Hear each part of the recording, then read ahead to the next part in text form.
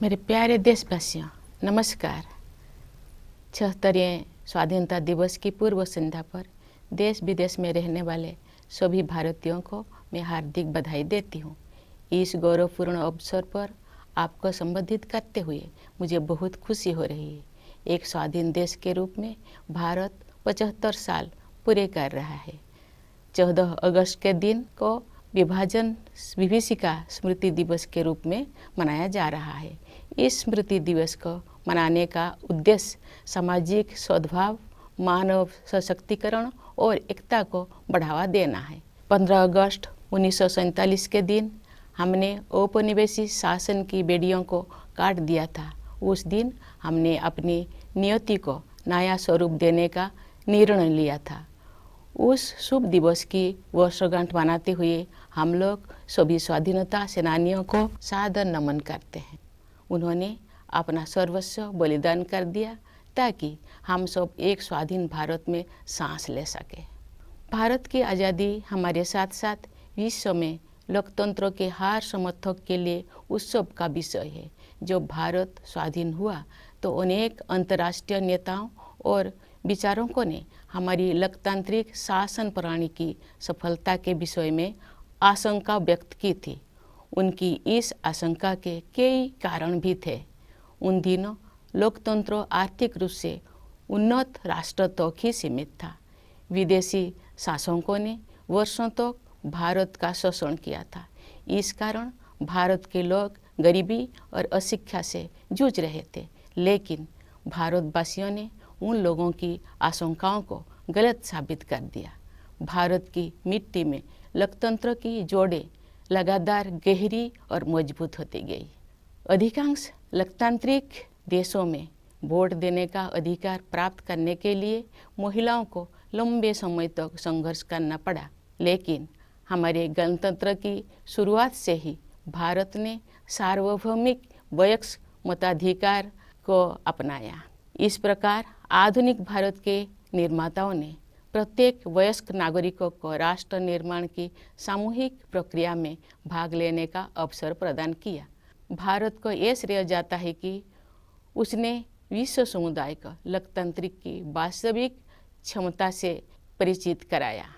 मैं मानती हूँ कि भारत की ये उपलब्धि केवल संयोग नहीं थी। सभ्यता के आरंभ में ही भारत भूमि के संतों और महात्माओं ने सभी प्राणियों की समता व एकता पर आधारित जीवन दृष्टि विकसित कर ली थी। महात्मा गांधी जैसे महानायक के नेतृत्व में हुई स्वाधीनता संग्राम के दौरान हमारे प्राचीन जीवन मूल्यों को आधुनिक युग में फिर से स्थापित किया गया। इसी कारण से हमारे लोकतंत्र में भारतीयता के तत्व दिखाई देते हैं। गांधी जी सत्ता के विकेंद्रीकरण और जनसाधारण को अधिकार संपन्न बनाने के पक्षधर थे। पिछले 75 सप्ताह से हमारे देश में स्वाधीनता संग्राम के महान आदर्शों का स्मरण किया जा रहा है। आज़ादी का अमृत महोत्सव मार्च 2021 में दांडी यात्रा की स्मृति को फिर से जीवंत रूप देकर शुरू किया गया है। उस युगांतरकारी आंदोलन में हमारे संघर्ष को विश्व पटल पर स्थापित किया था। उसे सम्मान देकर हमारे इस महोत्सव की शुरुआत की गई। ये महोत्सव भारत की जनता को समर्पित है। देशवासियों द्वारा हासिल की गई सफलता के आधार पर आत्मनिर्भर भारत के निर्माण का संकल्प भी इस उत्सव का हिस्सा है। हर आयु वर्ग के नागरिक पूरे देश में आयोजित इस महोत्सव के कार्यक्रम में उत्साहपूर्वक भाग ले रहे हैं। ये भव्य महोत्सव अब हर घर तिरंगा अभियान के साथ आगे बढ़ रहा है। आज देश के कोने कोने में हमारा तिरंगा शान से लहरा रहा है। स्वाधीनता आंदोलन के आदर्शों के प्रति इतने व्यापक स्तर पर लोगों में जागरूकता को देखकर हमारे स्वाधीनता सेनानी अवश्य प्रफुल्लित हुए होते। हमारा गौरवशाली स्वाधीनता संग्राम इस विशाल भारत भूमि में बहादुरी के साथ संचालित होता रहा। अनेक महान स्वाधीनता सेनानियों ने वीरता के उदाहरण प्रस्तुत किए और राष्ट्र जागरण की मशाल अगली पीढ़ी को सौंपे। अनेक वीर योद्धाओं तथा उनके संघर्षों, विशेषकर किसानों और आदिवासी समुदाय के वीरों का योगदान एक लंबे समय तक सामूहिक स्मृति से बाहर रहा।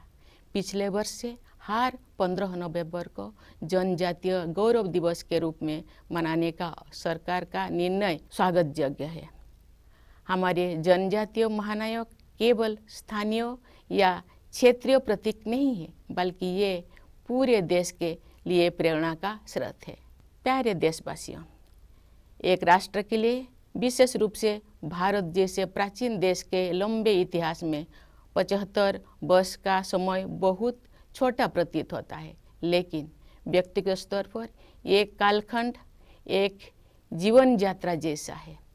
हमारे वरिष्ठ नागरिकों ने अपने जीवन काल में अद्भुत परिवर्तन देखे हैं।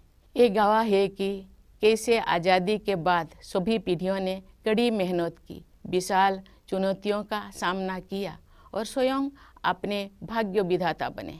इस दौर में हमने जो कुछ सीखा है वो सब उपयोगी साबित होगा, क्योंकि हम राष्ट्र की यात्रा में एक ऐतिहासिक पड़ाव की ओर आगे बढ़ रहे हैं। हम सब 2047 में स्वाधीनता के शताब्दी उत्सव तक की 25 वर्ष की अवधि यानी भारत के अमृत काल में प्रवेश कर रहे हैं। हमारा संकल्प है कि वर्ष 2047 तक हम अपने स्वाधीनता सेनानियों के सपनों को पूरी तरह साकार कर लेंगे। इसी कालखंड में हम बाबा साहेब भीमराव अंबेडकर के नेतृत्व में संविधान का निर्माण करने वाला विभूतियों के विजन को साकार कर चुके होंगे। एक आत्मनिर्भर भारत के निर्माण में हम पहले से ही तत्पर हैं। वो एक ऐसा भारत होगा जो अपनी संभावनाओं को साकार कर चुका होगा। दुनिया ने हाल के वर्षों में एक नए भारत को उभरते हुए देखा है। खासकर कोविड-19 के प्रकोप के बाद इस महामारी का सामना हमने जिस तरह किया है उसकी सर्वत्र सराहना की गई है। हमने देश में ही निर्मित वैक्सीन के साथ मानव इतिहास का सबसे बड़ा टीकाकरण अभियान शुरू किया। पिछले महीने हमने 200 करोड़ वैक्सीन कवरेज का आंकड़ा पार कर दिया है। इस महामारी का सामना करने में हमारी उपलब्धियां विश्व के अनेक विकसित देशों से अधिक रही है।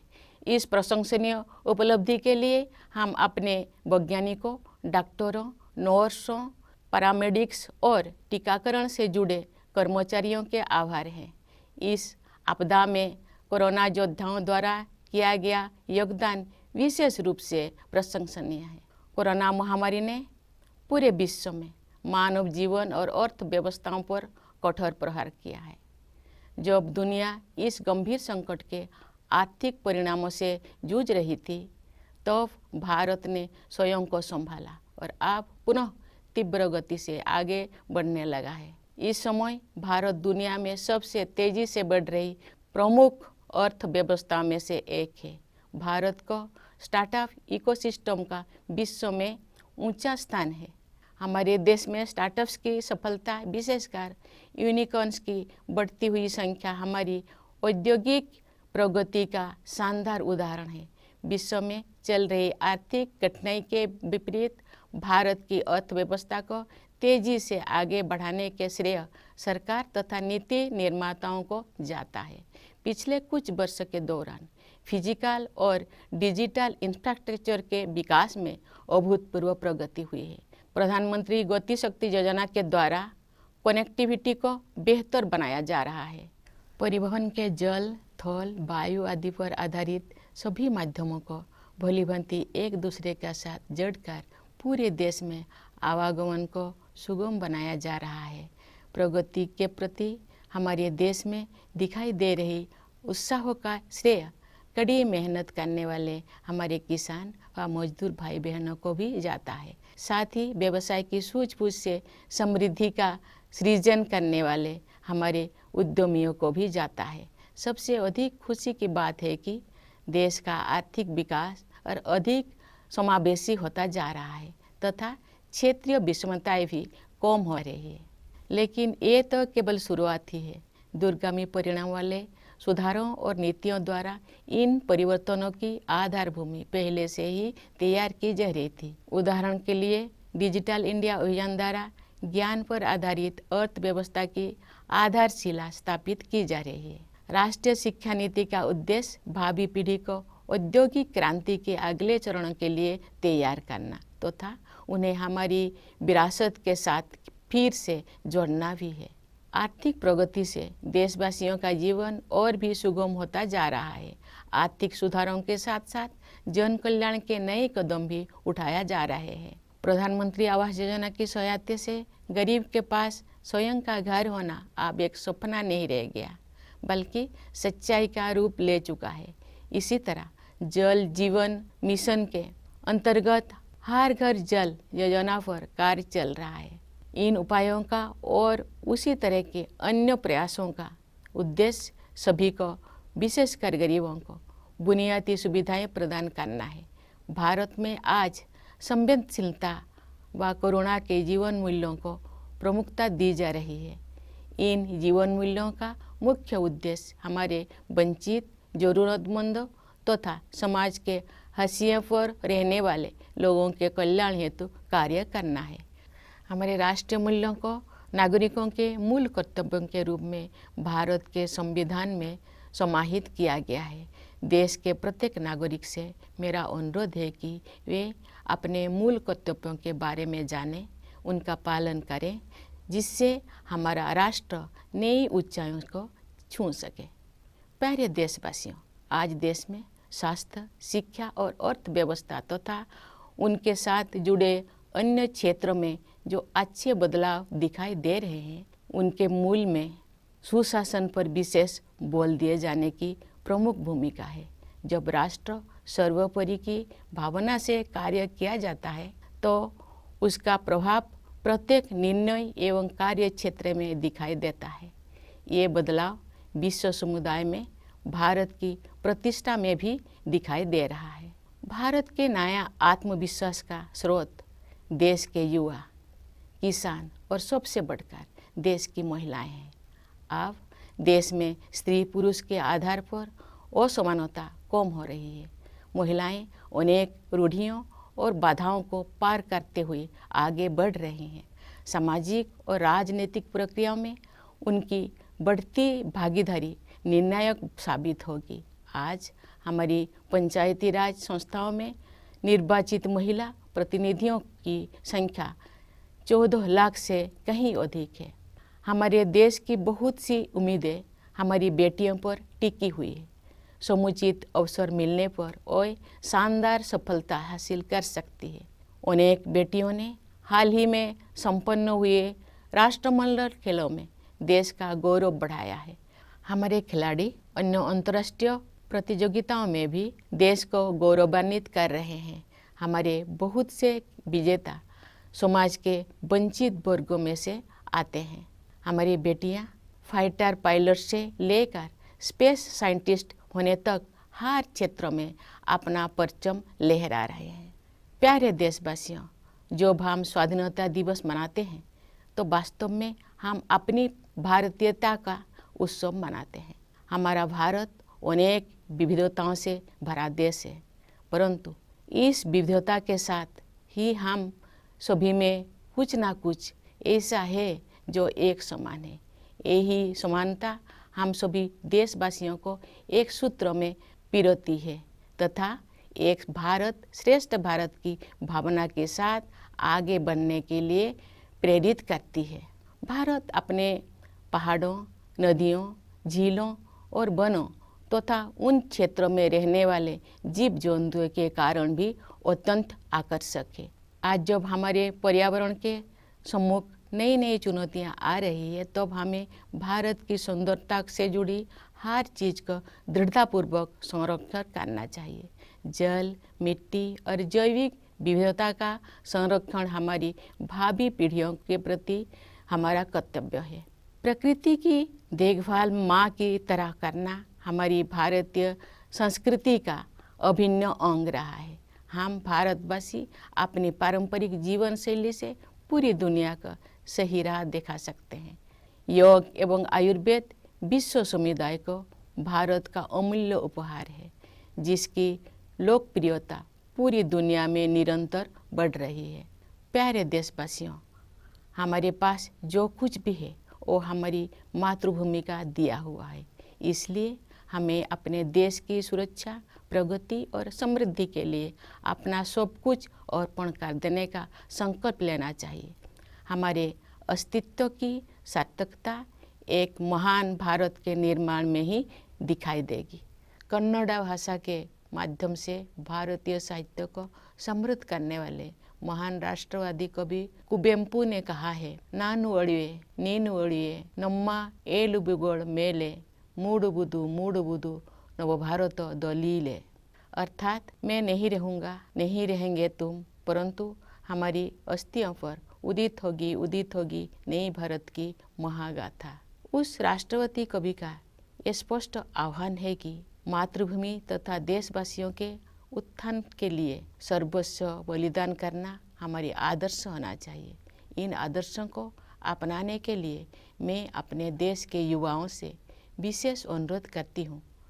वे युवा ही 2047 के भारत का निर्माण करेंगे। अपना संबोधन समाप्त करने से पहले मैं भारत के सशस्त्र बलों, विदेशों में स्थित भारतीय मिशनों और अपनी मातृभूमि को गौरवान्वित करने वाले प्रवासी भारतीयों को स्वाधीनता दिवस की बधाई देती हूँ। मैं सभी देशवासियों के सुखद और मंगलमय जीवन के लिए शुभकामनाएं व्यक्त करती हूँ। धन्यवाद। जय Hind.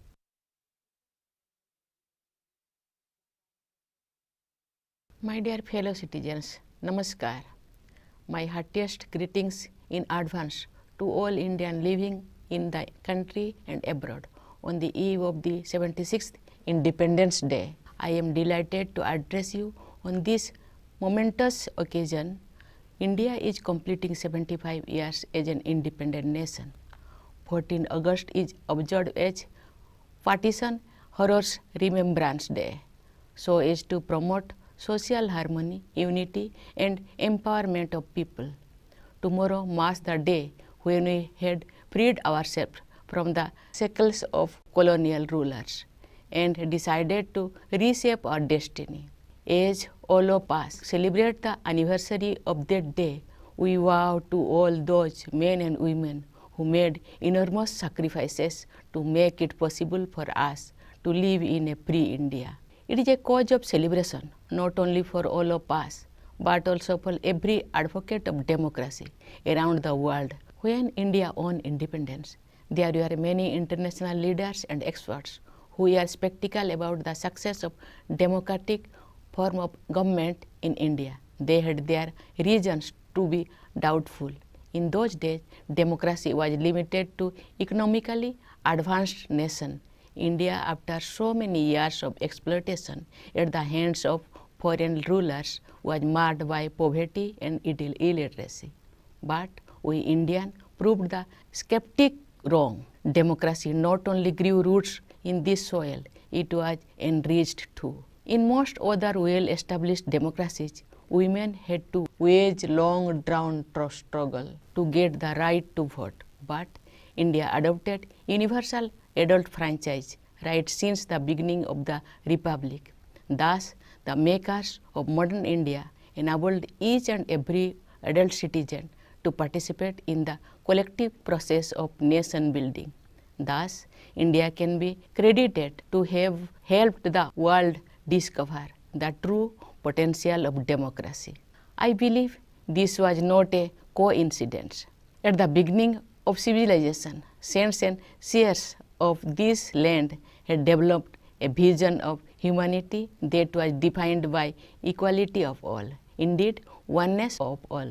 The great freedom struggle and its leader like Mahatma Gandhi rediscovered our ancient values for modern times. Then it is no wonder our democracy has Indian characteristics.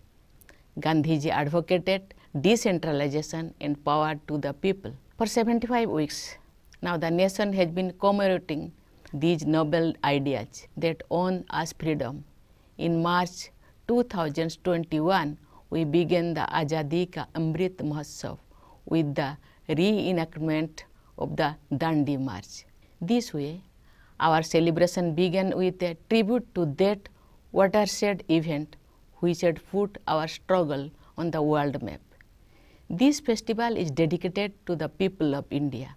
Based on the success achieved by the people, the resolve to build Atmanirbhar Bharat is also a part of this Mahotsav. Citizens from all age groups have keenly participated in a series of events held across the country. This grand festival is going ahead with the Har Ghar Triranga Abhiyan. The Indian tricolors are fluttering in every nook and corner of the country. Great martyrs would have been thrilled to see the spirit of the independence movement coming alive again on such a massive scale. Our glorious freedom struggles was waged bravely across the vast territory of our country. Many great freedom fighters did their duty and passed on the torch of awakening, leaving little trace on their heroic deeds. Forgotten for long were many heroes and their struggles, especially among the peasants and tribal population. The government's decision last year to observe 15th November Janajatiya Gaurav Divas is welcome because our tribal heroes are not merely local or regional icons, but they inspire the entire nation. Dear citizens, for a nation, particularly an ancient one such as India, the passage of 75 years is merely a blink of an eye. But for us and individuals, it is a lifetime. Senior citizens among us have witnessed a dramatic change in their lifetime. They have seen how, after independence, all the generations have toiled hard, how we met great challenges, and how we have taken charge of our destiny. The lessons learned in the process will prove useful as we move towards the next milestone in the journey of the nation, the Amrit Kal, the 25 years to be celebration of the centenary of our independence. By the year 2047, we will have fully realized the dreams of our freedom fighters. We will have given a concrete shape to the vision of those who, led by Baba Saheb Bhimrao Ambedkar, drafted the Constitution. We all already on course to build an Atmanirbhar Bharat, an India that would have realized its true potential.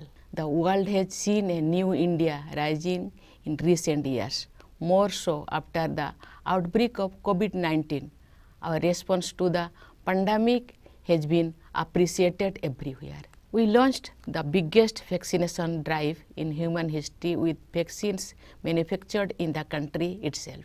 Last month, we crossed the 200 crore mark in cumulative vaccine coverage in combating the pandemic. Our achievements have been better than those of many developed countries.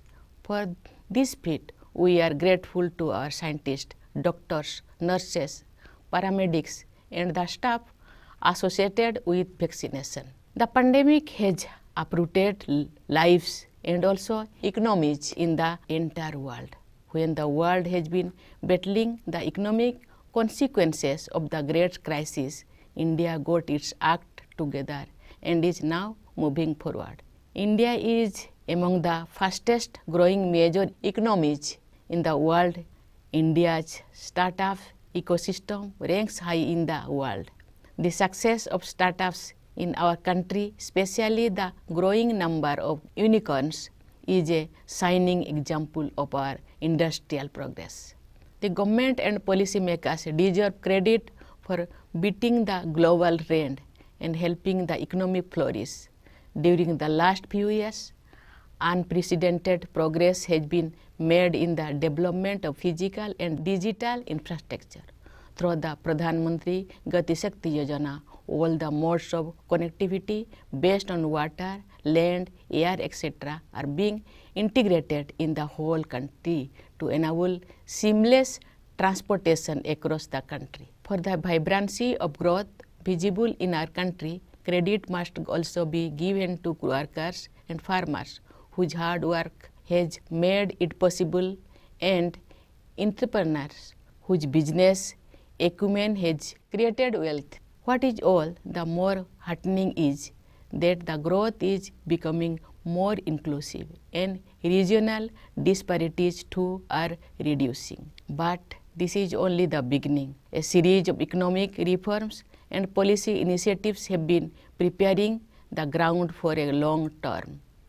Digital India, for example, is creating the bedrock of a knowledge economy. The national education policy is aimed at preparing the future generation for the next stage of industrial revolution while also reconnecting it with our heritage. Economic success is leading to an ease in living too. Economic reform are rightly accompanied by innovative welfare initiatives. A home of one's own is no longer a dream for the poor, but a reality for more and more people, thanks to the Pradhan Mantri Awas Yojana. Similarly, under the Jal Jeevan Mission, tap water connection is being provided to every household since the launch of the Har Ghar Jal scheme. The aim of these and many other similar efforts is to provide basic amenities to all, particularly the poor. The key word for India today is compassion for the downtrodden, for the needy, and for those on the margins. Some of our national values have been incorporated in our Constitution as the fundamental duties of the citizens. I appeal to every citizen to know about their fundamental duties and follow them in letter and spirit so that our nation reaches new heights. Dear citizens, at the core of the transformation we have been witnessing in healthcare, education, economy, as well as a number of related areas is the stress on good governance. When work is done with the spirit of nation first, it is bound to reflect in every decision and every sector. This is also reflected in India's standing in the world. India's newfound confidence stems from the spirit of its youth, its farmers, and above all, its women. Gender inequalities are reducing, and women are moving ahead, breaking many glass ceilings. Their increasing participation in social and political processes will prove decisive. At the grassroots level, we have more than 14 lakh elected women representatives in Panchayat Raj institutions. Our daughters are the biggest hope for the nation. Some of them brought laurels for the country in the recent held Commonwealth Games. Of course, India's sportspersons have been making the country proud by their performance in international competitions. A large number of our winners come from underprivileged segments of society. From becoming fighter pilots to space scientists, our daughters are scaling great heights. Dear citizens, in celebrating Independence Day, we are celebrating our Bharatiyata. Our country is full of diversity, but at the same time, we all have something in common. It is this common thread which binds all of us together and inspire us to work together with the spirit of Ek Bharat Shrestha Bharat. India is a very beautiful country, also because of its mountains, rivers, lakes, and forests, and the animals and birds that live in such landscape. When the environment is facing new challenges, we must remain determined to preserve all that makes India beautiful. Conserving water, soil, and biodiversity is our duty towards our children. Caring for Mother Nature has been part and parcel of Indian culture. With our traditional lifestyle, we Indians can show the way to the rest of the world. Yoga and Ayurveda are India's invaluable gift to the world. Their popularity is on the rise all over the globe. Dear fellow citizens, our beloved country has given us everything we have in our life. We should pledge to give everything we can for the sake of safety, security, progress, and prosperity of our country.